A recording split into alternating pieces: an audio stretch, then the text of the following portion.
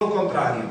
Sus palabras, donde ellos no querían ser ejecutados, donde ellos pedían el indulto, donde algunos de ellos quizá al momento que los iban a aceptar, ellos corrían para salvar su vida, pero todo esto, a final de cuentas, mostraban un semblante duro, rígido, desprovisto de humanidad, y uno de ellos reaccionó diciendo: a todos los veré en el infierno. Esas son las palabras de una persona que muere sin Cristo Jesús. Alguien que muere sin Cristo, en sus últimos momentos, hay un rostro rígido, hay un rostro en el cual siente miedo que va a pasar después de que él dé el último aliento de vida. Pero vamos a mirar a gran diferencia las palabras que dijo nuestro Señor Jesucristo en la cruz. Porque esa es la proposición de este mensaje. Escuchar las maravillosas palabras de Jesús. Y a diferencia de todos estos hombres que cuando fueron sentenciados, que en un momento de su vida quisieron decir hasta lo que no, nuestro Señor Jesucristo dice que esa noche que fue entregado, Él fue al monte Getsemaní, que significa prensa de aceite, y ahí nuestro Señor Jesucristo fue prensado. Fue prensado para que Él decidiera ir y aceptara ir a la muerte de cruz. Pero ¿saben qué hizo Él? Algo muy importante. La palabra nos dice en 3 repetidas ocasiones, Mateo 26:39, que Él dijo esto: Padre, si es posible, pase de mí esta copa, pero no sea como yo quiero, sino como tú. Y luego volvió a repetir por segunda ocasión: Padre, si no se puede pasar de mí esta copa, sin que yo la beba, hágase tu voluntad. Y por último, que era la tercera vez, dice, y oró por tercera vez diciendo las mismas palabras. ¿Qué hubiera dicho usted en un momento crucial de su vida? ¿Cómo hubiera actuado usted con toda esa tranquilidad, con toda esa pasividad en su persona? Nuestro Señor Jesucristo prácticamente nunca irrumpió la oración con el Padre. Eso nos debe enseñar algo muy importante.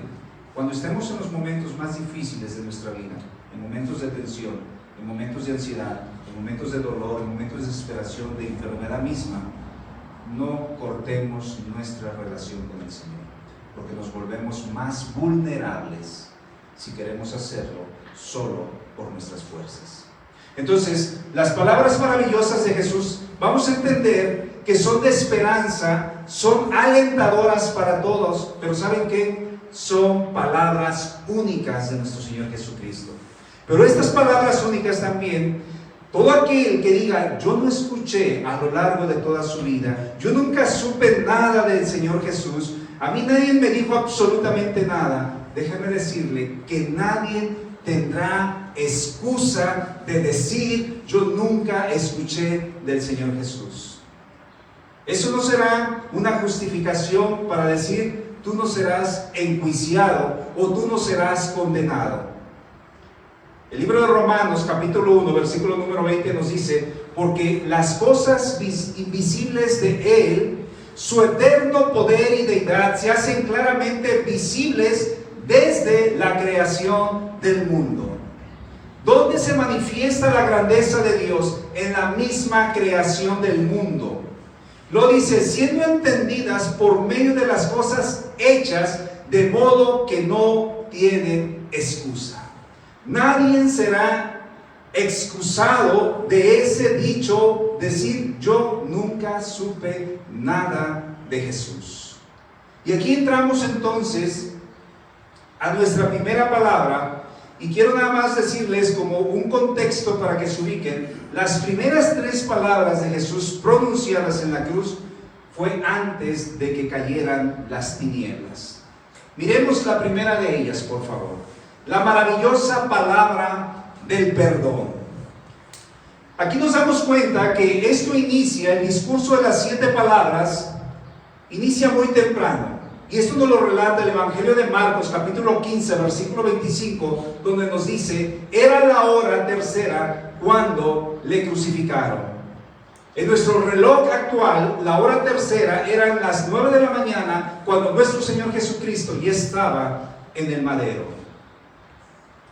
Cuando él lo apresaron el jueves por la noche, pasó toda la madrugada del viernes siendo enjuiciado y llevado de un lado a otro hasta condenarle muy temprano, porque a las 9 de la mañana él ya había sido crucificado. Entonces, inmediatamente de la crucifixión, aún viendo de frente quizá a los verdugos, quienes eran los soldados romanos, y quizá viendo a la multitud, el Señor comienza a decir esta primera palabra que sale de su corazón. Lucas 23:34, y Jesús decía: Padre, perdónalos, porque no saben lo que hacen. Y repartieron entre sí sus vestidos, echando suerte. Hace un momento nuestra hermana que presidía, verdaderamente el Salmo 22 es un salmo profético, es un salmo que se cumplió en la vida de nuestro Señor Jesucristo, y varias de las acciones que menciona el Salmo número 22 son reflejadas en ese momento en la vida de nuestro Señor Jesucristo. Nuestro Señor Jesucristo verdaderamente padeció todo, absolutamente toda profecía bíblica desde el Antiguo Testamento hasta el Nuevo Testamento fueron cumplidas y ejecutadas en la vida de su Señor Jesucristo. Pero ¿qué es lo que pidió entonces nuestro Señor Jesucristo en su primera encomienda, en su primera palabra? Padre, perdónalos. ¿A quién? ¿A la gente que le daba muerte? Sí. Y entre ellos también estaban todos aquellos que estaban haciendo el mal. Pero ¿a quiénes estaba pidiendo el Señor? Si usted se va al Evangelio de Lucas, capítulo 23, versículo 35, dice: y el pueblo estaba mirando. ¿Quién más estaba ahí? Los gobernantes. Versículo 36, y los soldados también le escarnecían. Todos estos eran parte de los que estaban ocasionando una muerte, pero el Señor, en su amor infinito, el Señor estaba rogando por todos ellos. Ahora, Dios contestó esa oración. Dios pronto contestó esa oración, porque al decir Jesús: Padre, perdónalos, Él abrió el camino de la salvación para todos aquellos, incluso para los asesinos. Él abrió el camino. Esa expresión fue de amor, esa expresión fue de perdón, y cayó en buena tierra, porque podemos darnos cuenta que a través del mensaje, en primer lugar, donde cayó esa palabra en buena tierra de perdón, fue hacia el soldado romano, hacia el centurión. Él pudo aceptar esa palabra, como dice Mateo 27:54. El centurión y los que estaban con él guardando a Jesús, visto el terremoto y las cosas que habían sido hechas, temieron en gran manera y dijeron: verdaderamente este era el Hijo de Dios. ¿Y por qué nosotros entonces rehusamos, tenemos un corazón duro, un corazón obstinado, y a veces no queremos recibir el perdón de Dios? Porque a veces creemos que nuestras acciones son las peores, y creemos que la sangre de Jesucristo no es lo capaz y suficiente para perdonarnos, porque creemos que nosotros queremos hacer algo más que nos cueste a nosotros, pero no es así. Este hombre, el centurión, pudo darse cuenta que ese perdón era para él. No buscó excusas.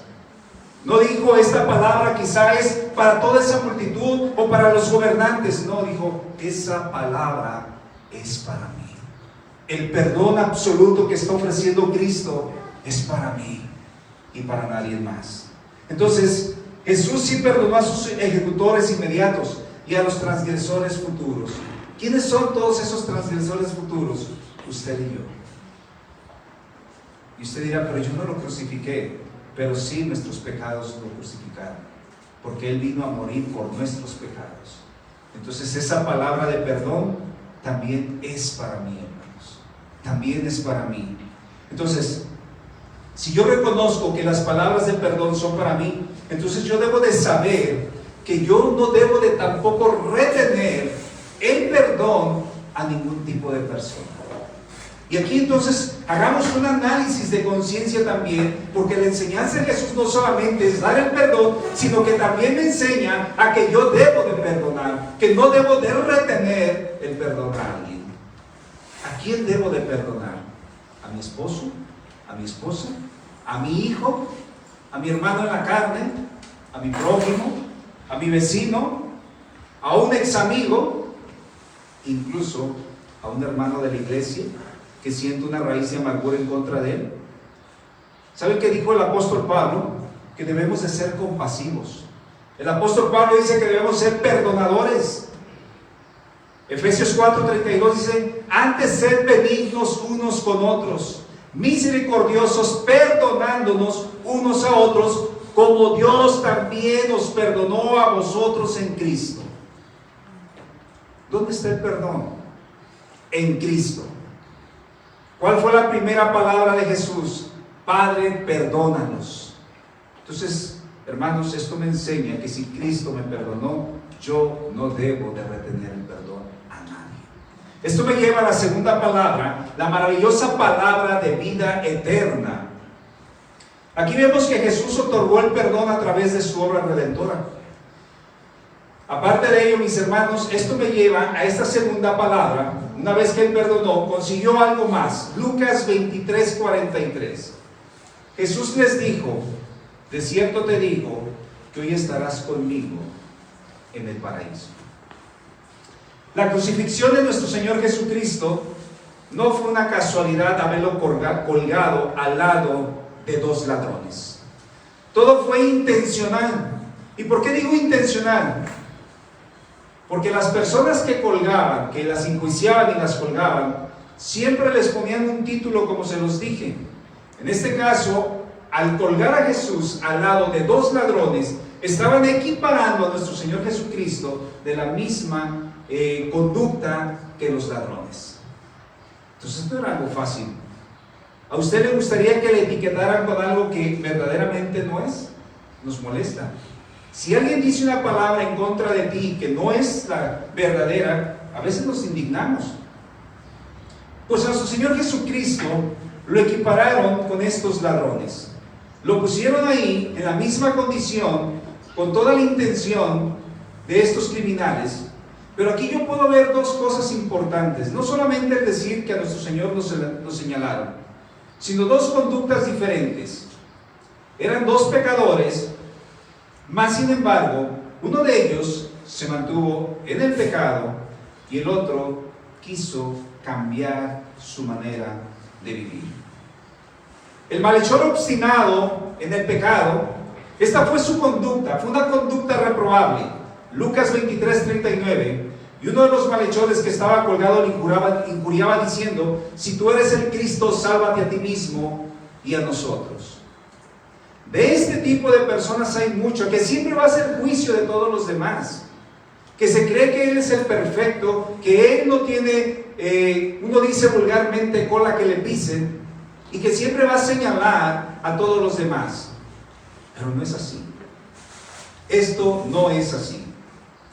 Pero veamos la conducta del otro malhechor, porque él sí lo confrontó, y este malhechor pudo entender su condición, que le hizo esta misma pregunta quizá a su compañero que hacía las cosas mal, o al malhechor. Lucas 23:40, la parte B, dice: ¿ni aún temes tú a Dios estando en la misma condenación? Fíjense cómo es la postura y cómo reconoció el otro malhechor que él no estaba bien, que su situación a lo mejor era la correcta y que el estar ahí era lo indicado para él. Por eso confrontó con la pregunta: ¿ni aún temes tú a Dios estando en la misma condenación? ¿Cómo el Espíritu Santo muchas veces, cuando yo cometo algo mal, me confronta y me hace saber que he hecho algo mal? Yo sé que en ese entonces el Espíritu Santo no había descendido, pero ¿cómo hubo convicción de pecado? Porque Él pudo decir: ni aún temes tú a Dios estando en la misma condenación. Entonces, después de esta pregunta, reconoce que es merecedor de su situación, pero que también sabe que Jesús es un hombre justo. Lucas 23:41 nos dice: nosotros a la verdad justamente padecemos, porque recibimos lo que merecieron nuestros hechos, mas ningún mal hizo. ¿Cómo está nuestra vida? ¿Cómo hemos llevado nuestra vida? Este varón dijo: nosotros a la verdad justamente padecemos porque recibimos lo que merecieron nuestros hechos. Si usted en este momento le preguntara: ¿cómo se siente usted delante de Dios? ¿Justo? o injusto?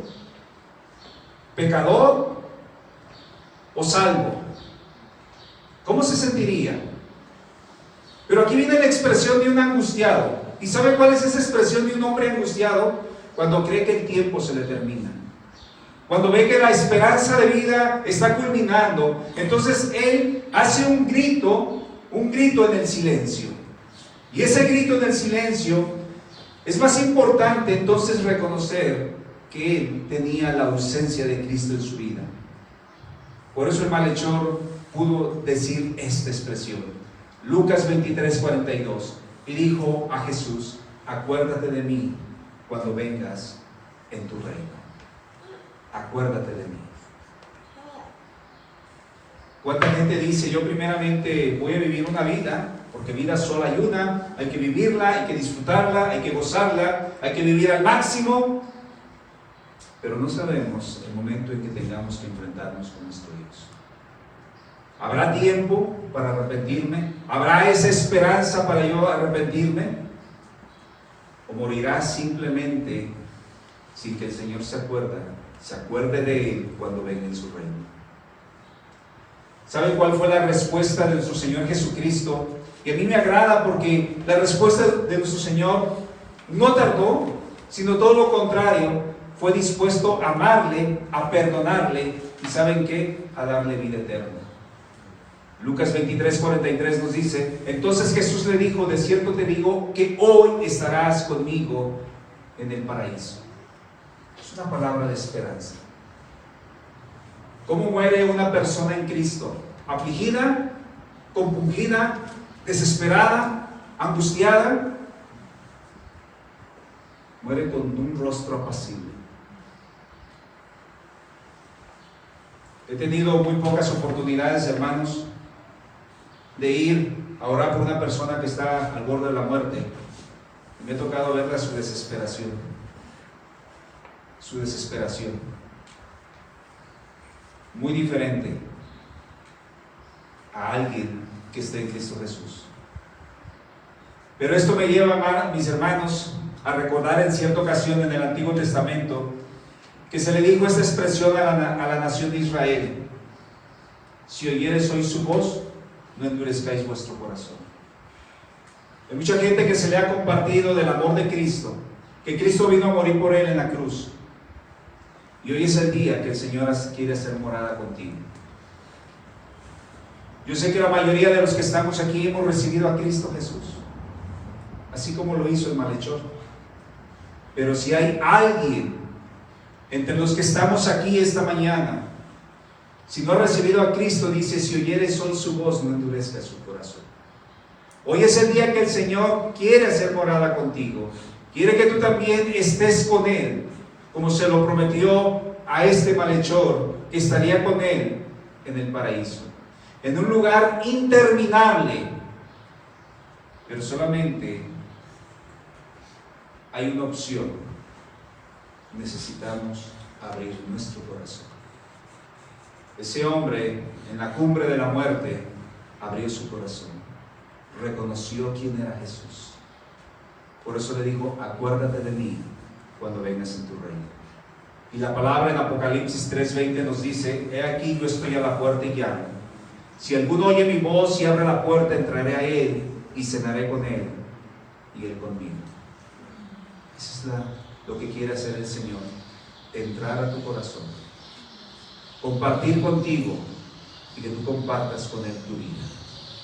Esto me lleva a la tercera palabra, la maravillosa palabra de encomienda.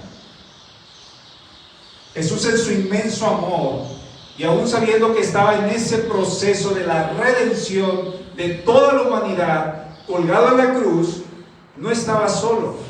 Dice Juan 19:25, estaba junto a él, a la cruz de Jesús, su madre y la hermana de su madre, María, mujer de Cleofas, y María Magdalena. Había 4 mujeres ahí, 4 mujeres valerosas, 4 mujeres que es muy claro que a lo mejor dentro de la cultura judía siempre se relegaba a la mujer. Pero podemos entender que para el Señor tenían el mismo valor. Y ahí estaban las mujeres. Entonces, esto es algo muy importante, que nosotros debemos entender el ministerio de las mujeres. Y que a pesar de que Jesús estaba ahí en la cruz, las mujeres no temieron. Mostraron su amor haciéndose valientes al estar ahí al lado de la cruz, aún en riesgo de decir que Jesús era peligroso, y por lo tanto todo simpatizante o seguidor también lo era. Menospreciaron su vida, mis hermanos. No las asimilaron pensando, si estas son sus seguidoras, hay que acabar con ellas. Porque si nos preguntamos, ¿dónde estaban los demás discípulos? ¿Dónde estaban? Entonces, Jesús, al ver a su madre, hubo una preocupación en su corazón. El saber que ella se quedaría sola, pero no de sus demás hermanos, porque recuerde que Jesús tenía hermanos carnales. Pues era sencillo, ¿y saben por qué? Porque sus hermanos no compartían la fe de Jesús todavía. Tenía hermanos que no compartían con él. Y usted lo puede corroborar ahí en el Evangelio de Juan, capítulo 7, del versículo número 1 al versículo número 9. Pero yo solamente voy a leer el versículo número 5, donde nos dice, porque ni aun sus hermanos creían en él. Y si usted lo lee, se da cuenta que habla de sus hermanos y habla de sus discípulos. Dos palabras diferentes. Entonces, por ello Jesús, siendo el hijo mayor de María, la encomendó a uno de sus discípulos. Aquí en Juan 19:26, cuando vio Jesús a su madre y al discípulo a quien él amaba, que estaba presente, dijo a su madre, madre, he ahí tu hijo. Y lo mismo para Juan, el discípulo amado, versículo 27, después dijo al discípulo, he ahí tu madre. Y desde aquella hora el discípulo la recibió en su casa. ¿Por qué nuestro Señor Jesucristo le encomendó a Juan, al discípulo amado? Saben que hay algo muy curioso. Analizando yo los comentarios bíblicos, yo nunca había leído tan detenidamente, pero lo que era Santiago o Jacobo, los hijos del trueno, que era Jacobo y Juan, eran primos hermanos de Jesús también, hijos de Salomé. Entonces Jesús tuvo parte de su ministerio, parte de su familia. Así como Juan el Bautista fue el que vino a abrir el camino a su Señor Jesucristo, que era también su primo. Entonces, mis hermanos, el que le haya encomendado a Juan era parte de ese propósito, porque Juan le seguía ya. Juan iba a tenerle empatía con ella, a diferencia de sus hermanos en la carne. Ahora, esta encomienda no solamente se da en el sentido de Juan hacia María. ¿Cuántos tenemos la bendición de tener con vida a nuestros padres? ¿Cuántos los tenemos? Bueno, esto nos enseña que nosotros a veces necesitamos dedicarles ese tiempo. Ir a visitarles, amarles, proveerles, porque ese es parte del propósito, mis hermanos. Si usted se da cuenta, cuando lee, usted está dentro de los 10 mandamientos. Honra a tu padre y a tu madre. ¿Qué es lo que está pasando ahorita con las familias? Es un gran problema, hermanos. Ahorita a veces los hijos se han desentendido de los padres. A veces les es más fácil enviarlos a un lugar para no lidiar con ellos, y más cuando están enfermos. O cuando vas y los visitas, pero no les prestas la atención necesaria. Estás a veces con tu equipo móvil, consultando a lo mejor algunas páginas, ahí viendo algo, pero no estás dedicando el tiempo oportuno para tus padres. Aquí el Señor dejó la encomienda, aún en ese momento crítico, difícil, cuando la vida física se le iba, Él aún se preocupó por su madre. Era muy claro y evidente que en ese entonces José ya no estaba. José ya había muerto. ¿Cuánto tiempo dispones de tu tiempo para visitar a tus padres? Una llamada, saber cómo están, porque ahorita lo que menos queremos quizás es cuidarlos, atenderlos. Pero ¿qué nos dice Mateo 15:4? Porque Dios mandó diciendo: honra a tu padre y a tu madre, y el que maldiga a padre o madre muera irremisiblemente. Necesitamos entonces, de acuerdo a la tercera palabra, cuidar de nuestros padres también. Esa es la encomienda, hermanos. Aquí me lleva entonces a las siguientes 3 palabras de Jesús pronunciadas, pero estas 3 palabras ya fueron pronunciadas en ese momento cuando ya había tinieblas. Dice Marcos 15:33, cuando vino la hora sexta, era las 12 del mediodía, dice, hubo tinieblas sobre toda la tierra hasta la hora 9. De las 12 a las 3 de la tarde, dice que hubo tinieblas. Cuarta palabra, la maravillosa palabra de soledad. Después de que hubo tinieblas, dice, todo quedó así durante casi 3 horas. Jesús no solía decir ninguna palabra. La gente estaba, dice, a la expectativa, pero de pronto en Mateo 27:46 dice, cerca de la hora 9, cerca de las 3 de la tarde, dice, Jesús clamó a gran voz diciendo, Elí, Elí, lama sabactani. Dice, esto es, Dios mío, ¿por qué me has desamparado? Aquí preguntaríamos, ¿acaso el Padre está abandonando a su Hijo en pleno acto de crucifixión? ¿Le estaba dando la espalda? Más bien estaba condenando el pecado de la humanidad en Jesús. Lo estaba haciendo maldito.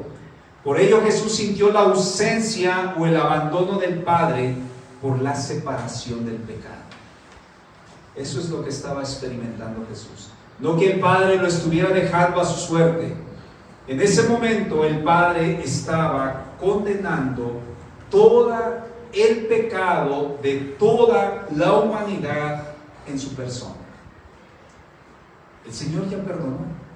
El Señor absolutamente ya perdonó a todos. ¿Cuál es el problema?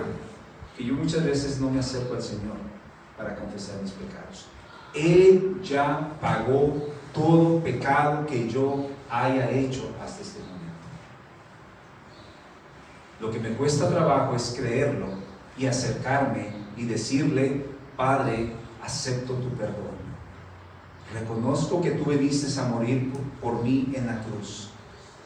¿Qué nos dice la segunda carta a los Corintios, capítulo 5, versículo 21? Al que no conoció pecado, por nosotros lo hizo pecado, para que nosotros fuésemos hechos justicia de Dios en Él, en Jesucristo. Él no conoció pecado. El abandono que Él sufrió fue verdaderamente por el pecado que Él estaba llevando a cuestas sobre su sacrificio en la cruz. Ahora, Jesús, al citar este pasaje, se estaba refiriendo al Salmo 22, pero el Salmo 22 lo escribió David en un momento que también David estaba en un sufrimiento, pero también era una profecía referente al Mesías, donde Él soportaría cientos años más adelante. Entonces, es obvio que David estaba pasando también por una gran tribulación, pero en medio de ese sufrimiento, al igual que el Mesías venidero, también David obtuvo la victoria. Por lo tanto, el salmista, en su dolor, en su sufrimiento, en su abandono, él también dijo alabanza, no solamente dijo sufrimiento. Dice el Salmo 22:22, anunciaré tu nombre a mis hermanos, en medio de la congregación te alabaré. Los que teméis a Jehová, alabadle, glorificad, descendencia toda de Jacob, y temedle vosotros, descendencia toda de Israel. El Señor, no solamente es decir Salmo 22, sufrimiento, dolor, sino también a través de su muerte hubo victoria, mis hermanos. Eso es lo que debemos reconocer. Y eso nos debe llevar a nosotros tener un corazón de alabanza. Como dice, anunciaré tu nombre a mis hermanos, en medio de la congregación te alabaré. ¿A qué vienes a este lugar? A alabar al Señor, a reconocerle, a engrandecer su nombre. No solamente decir, Él sí murió en la cruz y padeció por mí, porque Él llevó en sí todo el pecado, y es verdadero, pero también hay que dar gloria por lo que Él hizo en esa cruz. Esto me lleva a mi quinta palabra, y esta palabra fue pronunciada despuésito de las 3 de la tarde. la maravillosa palabra de la necesidad. Hace tiempo atrás se cree que Dios es espíritu. Es una ideología que yo retomé de un libro, y dice que siendo Dios espíritu no se podía asumir en un cuerpo que es materia, y sobre todo que sea materia mala, en lo que estamos usted y yo encarnados. Por esa razón dice que se enseñaba que Jesús no podía tener un cuerpo de verdad. Esos eran los gnósticos, los conocedores. Difícilmente podían asociar que Jesús pudiese haber venido a este mundo a encarnarse. ¿Cómo Jesús, siendo el Hijo de Dios o Dios mismo, podía tomar un cuerpo material lleno de maldad? Pero ¿saben qué, mis hermanos? La realidad es esta.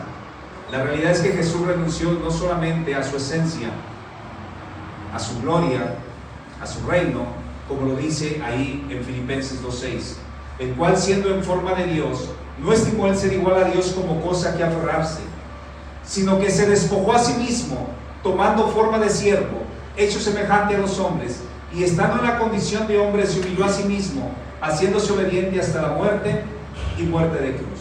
¿Qué nos enseña esto? Dios, siendo en forma de Dios, no estimó el ser igual a Dios. Está hablando de Jesús.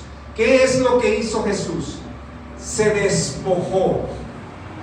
Es decir, dejó toda la gloria, dejó todo el reino y vino a este mundo con el propósito verdaderamente en carne de asumir ese papel y de venir a morir a la muerte y muerte de cruz. Entonces, esto nos demuestra que Jesús renunció, ¿sí?, a su divinidad, mas sin embargo su esencia la mantuvo. Renunció a compartir la gloria con el Padre, pero su esencia la mantuvo, siendo un hombre común, un hombre terrenal, pero también experimentó lo que alguien más no experimentó, hermanos. Juan 19:28. Después de esto, sabiendo Jesús que ya todo estaba consumado, dijo, para que la escritura se cumpliese: tengo sed. ¿Por qué estoy tocando todo esto, mis hermanos, referente si Jesús se encarnó o no se encarnó? Jesús fue un hombre común como usted y como yo. Jesús, dice la palabra, que lloró. Jesús dice que tuvo sed. Jesús fue un hombre tan común y tan sencillo que lo que usted hace en un día cotidiano de ir hasta el baño, Jesús también lo hizo. Jesús era un hombre común, humanamente hablando. Era tan natural Jesús que estaba padeciendo entonces físicamente el dolor, estaba padeciendo el tormento, incluso de la manera en que él estaba, tenía hasta temperatura. Por eso él anheló el agua. Todo esto fue para que se cumpliese el Salmo número 69, versículo 21, que me dice: me pusieron además hiel por comida, y en mi sed me dieron a beber vinagre. Esto también es profecía en el Salmo 69. Cuando él dijo tengo sed, dice que rápidamente le arrimaron vinagre para saciar su sed. Mas sin embargo, mis hermanos, la volvió a rehusar. ¿A qué me invita esto? A nosotros, a que no tengamos necesidad de padecer esa sed espiritual, hermanos. Necesitamos nosotros buscar al Señor. ¿Qué necesidad usted busca en un futuro, cuando seamos juzgados y seamos destinados en un lugar? ¿Qué necesidad tienes de padecer sed? ¿Usted recuerda la historia de el rico y Lázaro? El rico le dijo a Lázaro, o le dijo a Abraham: manda que Lázaro moje su dedo y me lo ponga en mi lengua, porque estoy siendo atormentado en esta llama de fuego. ¿Qué es lo que estaba experimentando ese hombre? Sed. El Señor vino para padecer todo, para que tú y yo la padezcamos. Y esto me lleva a que el Señor mismo nos hace esta invitación en Juan 7:37. Y en el último día y gran día de la fiesta, Jesús se puso en pie y alzó la voz diciendo: si alguno tiene sed, venga a mí y beba. ¿Tienes sed de Dios? Busca al Señor. Él te está invitando. Si tienes sed, Él te está diciendo, ven a mí y bebe de mi agua. Esto me lleva a la sexta palabra, la maravillosa palabra de la cancelación. Esta penúltima frase nos habla de una cancelación, aquello que solo podía abolir Jesús y nadie más. Y esta cancelación era que Él únicamente pagaba la deuda y la consumaba. La profecía mesiánica es cumplida. La redención es cumplida también. Él ha acabado la transgresión y ha hecho una reconciliación por la iniquidad y introdujo la justicia eterna. Él ha inaugurado el reino de Dios y dado un nacimiento a un mundo nuevo. Por ello en Juan 19:30 dijo, cuando Jesús hubo tomado el vinagre, dijo, consumado es. Que dijo nuestro Señor Jesucristo, consumado es. Jesús iba a morir en ese momento ya. Por eso Él dijo, consumado es. Pero ¿saben qué? Hay alguna verdad dentro de esta consumación que dijo nuestro Señor Jesucristo. Y que desafortunadamente el hombre, en su necedad, por el corazón tan necio que tenemos, el hombre siempre quiere añadir algo más a su salvación. Queremos añadir algo más a nuestro favor, porque a veces no creemos que Jesús haya cancelado toda nuestra deuda en la cruz. ¿Qué es lo que hace el hombre para sentirse que es merecedor de algo? Se esfuerza humanamente hablando. Sacrifica su cuerpo, lo lastima, lo lacera, cuando el Señor pagó absolutamente todo. ¿Quién soy yo para añadir algo más a mi salvación? Nadie. Ni una vida, ni segunda vida puedo yo añadir algo más a mi salvación. El único que pudo cancelar mi deuda y pagarla totalmente y reconciliarme con Él y cancelando toda mi deuda fue Jesús.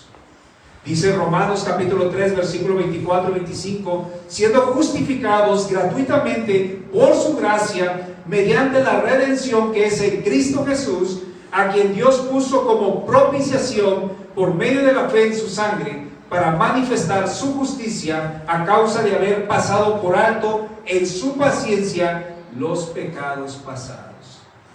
¿En quién? En Cristo Jesús. En nadie más. Ahí no está diciendo ni en Pablo, ni en Pedro, ni en Juan, ni en nadie más. Únicamente en Cristo Jesús. Esto me lleva a la séptima frase y última, que dice la maravillosa palabra de encargo.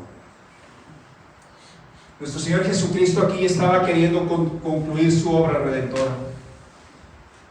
Ahora trae el libro de los Salmos que escribió David. Y este pasaje era tan común en aquel entonces que lo repetían todos los niños judíos al acostarse por la noche. Salmo 31:5. En tu mano encomiendo mi espíritu. Tú me has redimido, oh Jehová, Dios de verdad. Fíjense qué hermoso saber que todos los niños judíos de aquellos entonces repetían este salmo. En tu mano encomiendo mi espíritu. ¿Y saben qué? Jesús lo retoma y solamente añade una palabra más. Esa palabra es tan esencial para refugiarse y volverse al Padre. Él dice, Padre, porque estando en la cruz, en esa muerte de cruz, Jesús quería quedarse encargado. ¿En dónde? En los brazos del Padre. Es como decir, quería estar ahí, dormido, con el Padre. Porque momentos antes había castigado en él todo el pecado.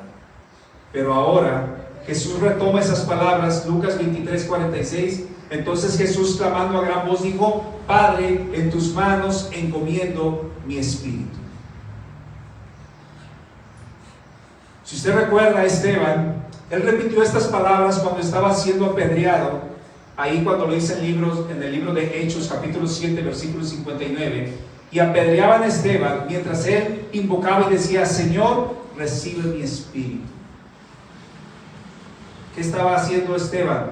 Encomendándose al Padre. ¿Qué está haciendo el Señor Jesús al decirle: Padre, en tus manos encomiendo mi espíritu? El Señor estaba volviendo a los brazos del Padre. Esto me lleva a pensar, mis hermanos, en tu vida personal, humanamente hablando aquí en la tierra. ¿En quién te encomiendas tú todos los días? ¿En quién encomiendas a tu familia? ¿En quién encomiendas tu trabajo? ¿En quién encomiendas tu negocio? ¿En quién encomiendas incluso tu salida? Porque subimos a carretera, muchos suben a carretera pero no saben. Nosotros siempre le hemos dicho, siempre que subimos a carretera oramos, y cuando regresamos del lugar donde venimos damos gracias al Señor porque Él guardó el camino. Nos encomendamos, ida y regreso.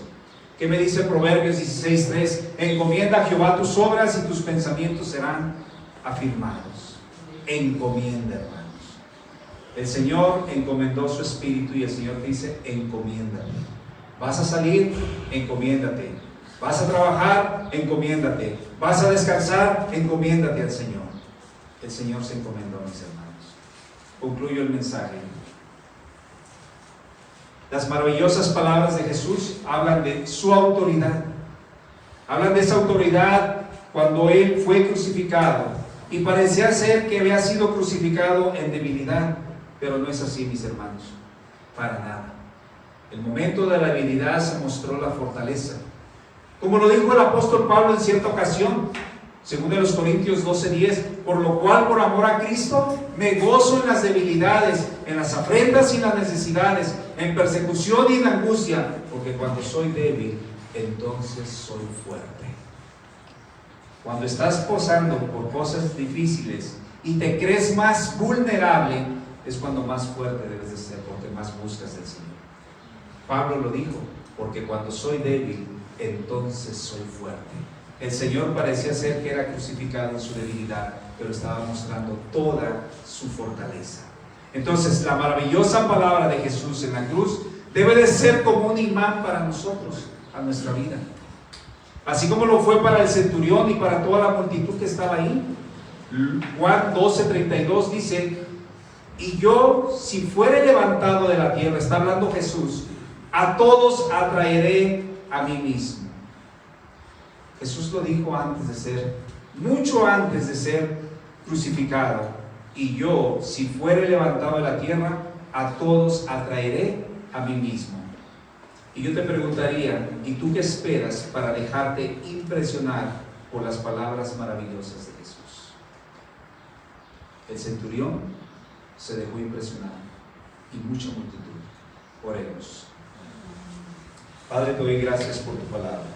Gracias por este tiempo, Señor, por estas 7 frases de Jesús dichas en la cruz, que son palabras únicas y de bendición para nosotros, Padre. Te doy gracias en Cristo Jesús. Amén. Amén. Dios les siga bendiciendo.